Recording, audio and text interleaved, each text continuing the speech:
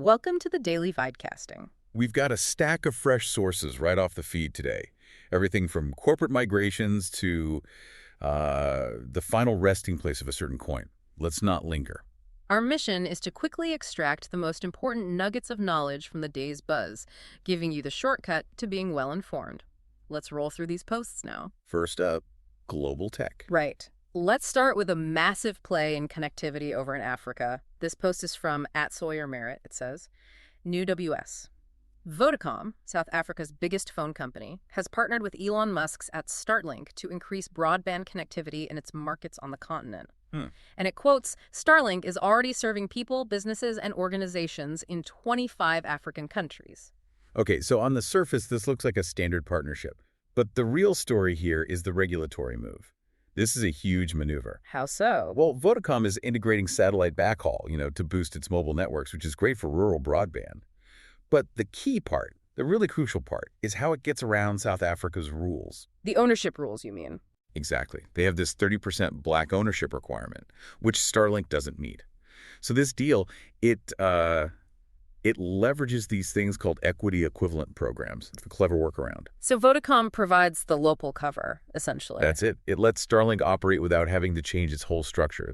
It's a brilliant piece of navigation. Speaking of navigating regulations, or I guess fleeing them, let's talk about the Delaware exodus. Yeah, this is heating up. This first post is from @ZeroHedge. It reads, Coinbase leaving Delaware, reincorporating in Texas. Wow. And then Coinbase.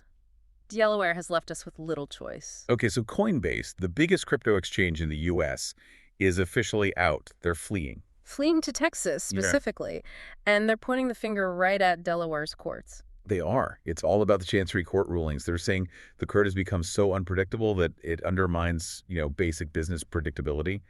And Texas just passed Senate Bill 29, which is very pro-business. So Texas is actively courting them. Oh, absolutely. And this ties directly into the next post from Elon Musk. Right. He just writes, Delaware continues to bleed companies. And, he would know. This whole trend really accelerated after that Chancery Court judge invalidated his $56 billion Tesla pay package. That was the catalyst. That was the earthquake. Since then, the data shows, 18 U.S. companies have proposed leaving Delaware in 2025 alone. And where are they going? Mostly Nevada and Texas. 13 are targeting Nevada, 2 are targeting Texas so far. It's a real corporate flight. Okay, let's switch gears from corporate stability to the housing market, where there's a new idea gaining traction. A potentially huge one. This is from @LeadingReport. Breaking. Trump admin is looking into normalizing portable mortgages, allowing Americans to keep their interest rate, term, and lender when moving to a different home. And we have confirmation on that, too. We do. Yeah, look at this from @Pulte, who is the U.S. Director of Federal Housing. He just says, we are actively evaluating portable mortgages. So this is serious. Very serious. And it's a direct response to the rate lock-in effect. Right, where people who have these super low mortgage rates just can't afford to move. Exactly. You have 53% of U.S. homeowners with rates below 4%, they are locked in. And that's reduced housing inventory by an estimated 1.5 million homes annually. That's a staggering number. So portability could unlock that. It could. The thinking is it could boost transaction volume by maybe 15 to 20%. It's a huge potential fix for the fact that mobility is down 44% since the rate hikes in 2022. A major policy lever then. Okay, so some hope for housing, but the youth job market. Yeah, that's a different story. Yeah, this is not a good look. This is from @Unusual Wales. Breaking. The unemployment rate for 20 to 24-year-olds in the U.S. is 9.2%, the highest level since 2016 per YF. The highest non-COVID level since 2016. That's a really important detail. It shows a serious strain on the entry-level job market. And what are people pointing to as the cause? Well, the replies are all over. It's a mix of things. Immigration, of course, AI automation, taking those entry-level jobs. Right, and offshoring. Some NBER findings even suggest that skilled immigration can correlate with a 1 to 2% youth job displacement in some of these competitive fields. So young people are really getting squeezed. From all sides, it seems. Now, speaking of market signals and potential squeezes, a big name is stepping away. A very big name. This post from @sale_ says, Michael Burry appears to be shutting down Scion Asset Management. And he is. Michael Burry, of Big Short fame, is liquidating his fund. It's effective November 10th.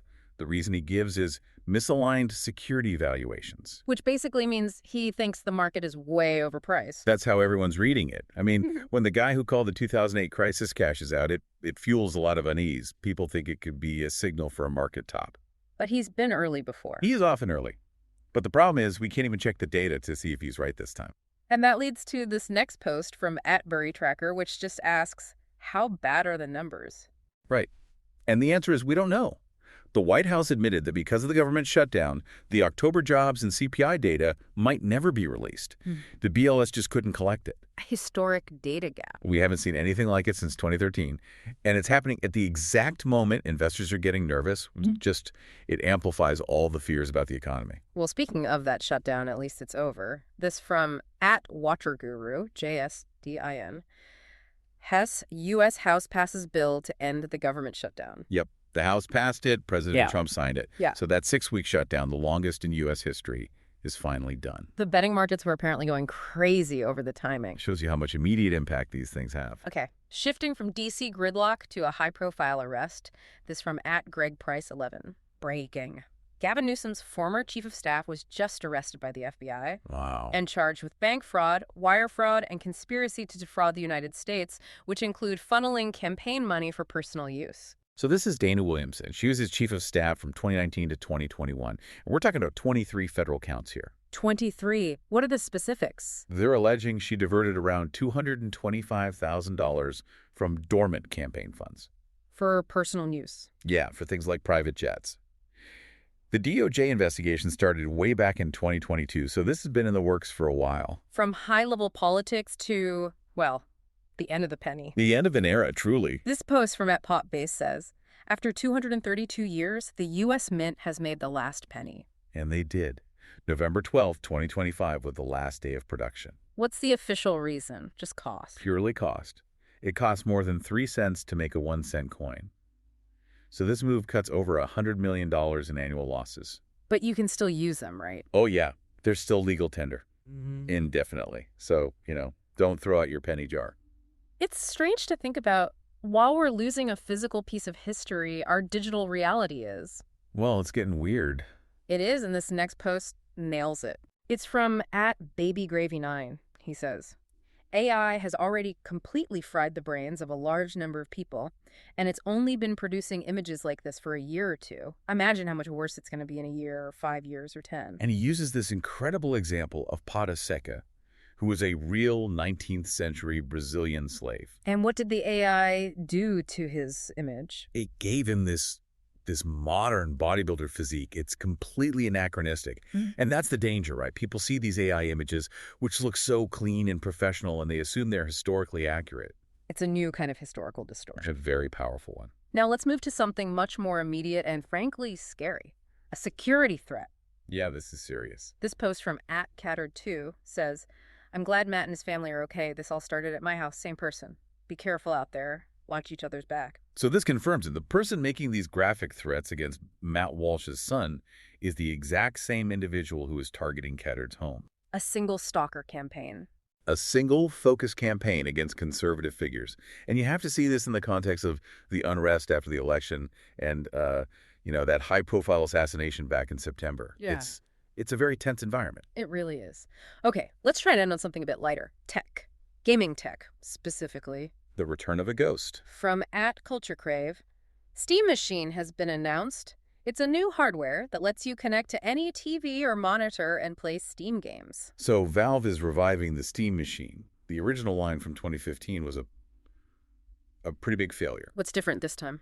Performance, mainly. They're promising 6 times the power of the Steam Deck. It just connects straight to your TV. So it's a direct competitor to PlayStation and Xbox. It's the play. It launches spring 2026, and they're pushing all the PC advantages, native modding support, and the big one, no online subscription fees. That's a huge selling point. A massive one. It's an attempt to bring open platform gaming into the living room in a big way. So we've covered a lot. Starlink in Africa, the corporate flight from Delaware, the end of the penny, and the return of a gaming ghost. And if you try to connect this all to the bigger picture, you see this massive shift. You have huge financial players like Coinbase leaving Delaware for Texas. It shows that corporate charter competition is getting incredibly intense. They're following the predictability. So, what does this all mean for you?